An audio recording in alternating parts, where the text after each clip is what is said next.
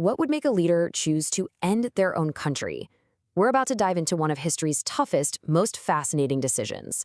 This is the story of Anson Jones, the last president of the Republic of Texas, and the incredible choice he faced that literally erased a nation from the map. But before we get into the details, let me ask you something. Just imagine for a second that you're the leader of a brand new, very vulnerable country. Would you be willing to trade its independence for guaranteed safety and stability? Because that's the exact high-stakes dilemma we're exploring today. So here's how we're going to break it all down. First, we'll look at the amazing rise of the man at the center of it all, Anson Jones. Then we'll dig into the seriously dangerous situation the Republic of Texas was in, the two very different choices it had, the dramatic vote that sealed its fate, and finally, what it all meant in the end. Okay, so our story really has to start with the incredible journey of Anson Jones, because he's the guy right at the heart of this impossible choice. Picture this. A doctor from Massachusetts shows up in the rugged, brand new Republic of Texas. He's just there to practice medicine, right? But in a new nation that's struggling to even find its footing, real talent and leadership are hard to come by. Jones, well, he was about to find himself on a path he probably never, ever imagined. Now, what's really wild is just how fast this all happened. I mean, he starts out as a doctor, but right after the War for Independence, he jumps into politics. His skill gets him noticed, and pretty soon he's Secretary of State, basically managing Texas's super delicate relationships with world powers. And then, boom, in 1844, he reaches the very top. He's elected president. But, inheriting the presidency, it wasn't a prize. It was a massive burden. As we're about to see, Jones was now leading a young nation that was teetering right on the edge of collapse. Texas was in a truly tough spot. You had the constant threat from Mexico, which still saw Texas as just a breakaway province. The national treasury was basically empty. The army was tiny. And it was sandwiched between these really powerful neighbors.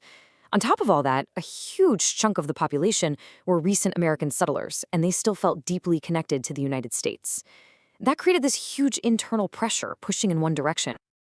And this quote really sums up the insane diplomatic tightrope he was forced to walk. I mean, think about it. He's juggling peace talks with Britain and France, who wanted an independent Texas, while at the same time, he's fending off threats from Mexico and dealing with all that pressure from his own citizens who just wanted to join the U.S. So put yourself in his shoes for a minute. With all these forces pulling you in totally different directions, what do you even do? How do you make a choice that secures your nation's future without completely sacrificing its identity?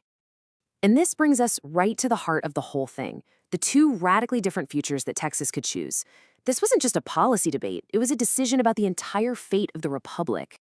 This lays it all out perfectly. Okay, on one side, annexation. Joining the U.S. meant getting their military protection and, financial stability. That was a huge deal.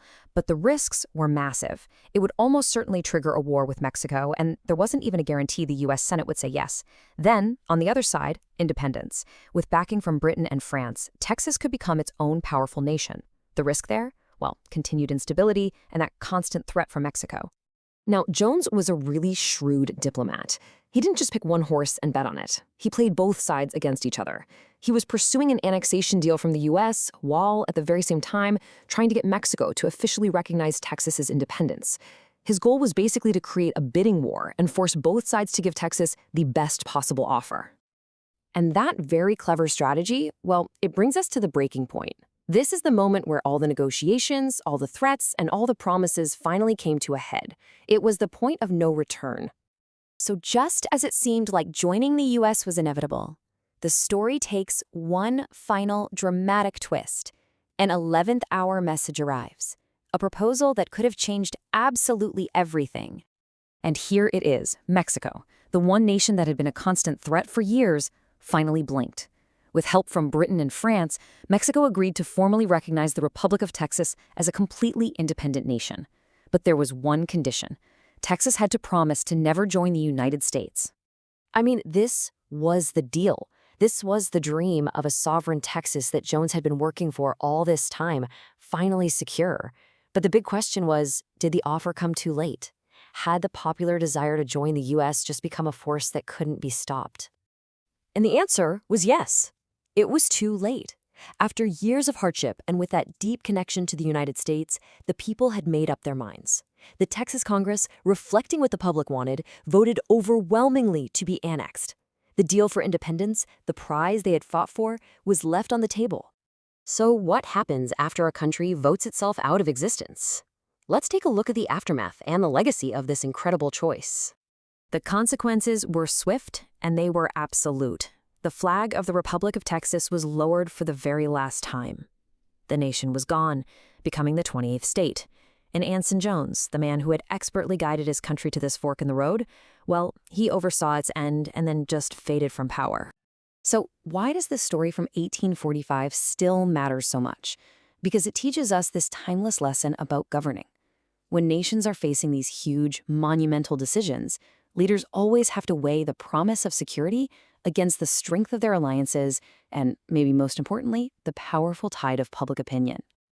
And this whole story perfectly illustrates a challenge that is just as real today as it was back then, which leaves us with a final question to think about.